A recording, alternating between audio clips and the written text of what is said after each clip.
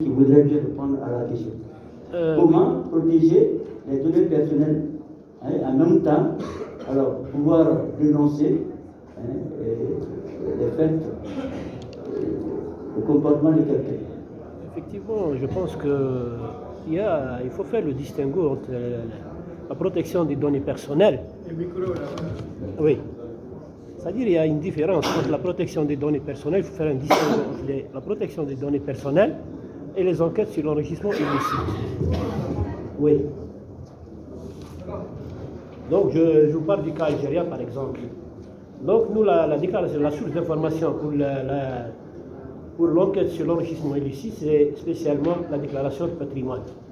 Donc, la déclaration de patrimoine, l'assujetti est l'agent public et ses enfants mineurs.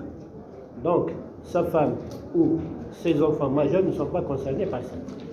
Mais généralement, dans le cas de l'enrichissement illicite ou le cas d'un agent malhonnête, généralement, il ne va pas déposer cet argent dans un compte à lui ou acheter un bien en son nom. Généralement, il dissimule par différentes techniques, mais la majorité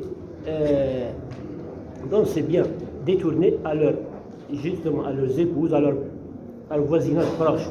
Donc, nous, ce qu'on a demandé, c'est l'élargissement de l'enquête à son entourage. Et là, quand le juge va enquêter, ou nous allons enquêter, on va enquêter seulement sur le patrimoine de la personne. Donc, et le patrimoine, je ne pense pas que c'est des données personnelles qu'on va divulguer. Donc, c'est une enquête secrète, confidentielle. Donc, on fait une enquête parfois sans même pas le convoquer. On va faire notre enquête secrètement et personne n'est au courant des conclusions de cette enquête. Donc, les données personnelles sont protégées et je pense que chaque pays a une loi sur la protection des données personnelles. Je pense que tous les pays sont dotés d'une loi sur la protection des données personnelles. Donc je ne vois pas le lien entre les deux. Donc, si je peux terminer directement, parce qu'il y a deux questions qui concernent l'Algérie.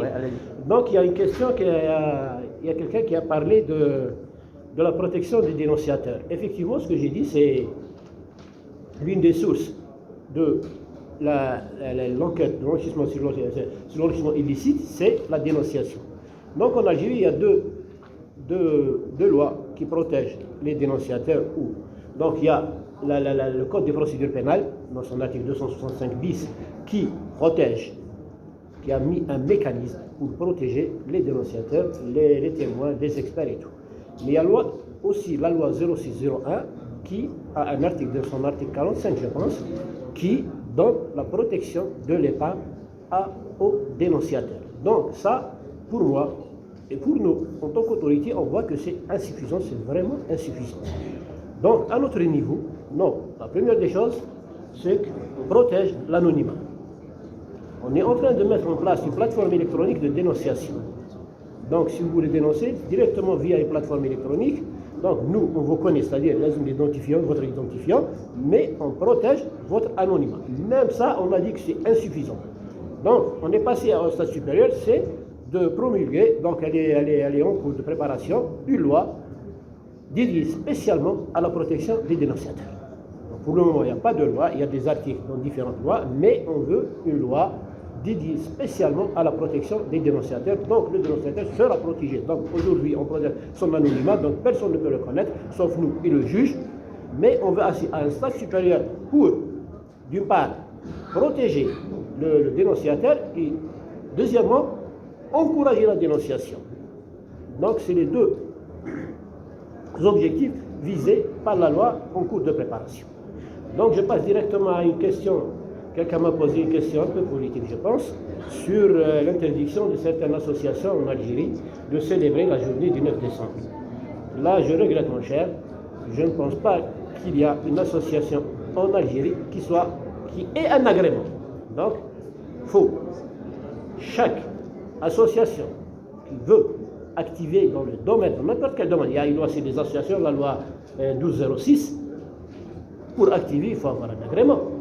On ne peut pas laisser le champ libre à des associations dont on connaît les sources ou les pourvoyeurs de leurs fonds d'activer librement. Et là, je sais de qui il parle, donc je vais le dire, je vais être démocrate avec vous. Il parle de Transparency International. Il y a un représentant en Algérie de Transparency, mais qui n'est pas agréé.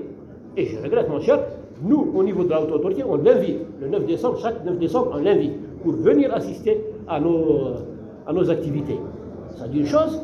Et pour parler de l'activité de la société civile avec nous, c'est un partenaire privilégié.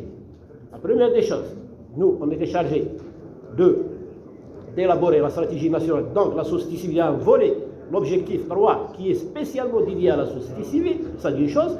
Et on est en train de mettre en place un réseau national de la société civile chargé de la lutte contre la corruption. Donc, je pense qu'on a terminé. Merci beaucoup pour votre temps. Voilà. Je crois que